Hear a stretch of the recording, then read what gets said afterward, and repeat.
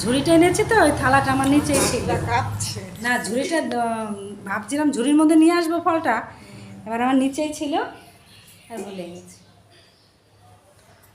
হ্যাঁ বন্ধুরা, এই দেখো আমাদের শিব মন্দির। আমাদের মন্দিরটা খুবই সুন্দর, আমার বাড়ির পাশেই। তোমরা দেখতে পারো, আমরা এখানটাই সবসময় পুজো করি। ঘরে পুজো দিয়েছি সেটাও দেখেছো, এখানে এসে পুজো দিয়েছি, তোমাদের বলেছি দেখাবো তাই দেখালাম। দেখো তোমরা, আমাদের মন্দিরটা খুব সুন্দর, তোমাদেরও ভালো লাগবে। দেখো আমার জল ডালা হয়ে গেছে, সেই ভিডিওটা তোমাদের দেবো, তোমরা দেখবে। আর এটা একটা দিদি, এই যে এই দিদিটা এখন জল ঢালছে। এখানে আরেকটা দিদি আছে, দেখো আমরা সবাই মিলে একসাথে করছি।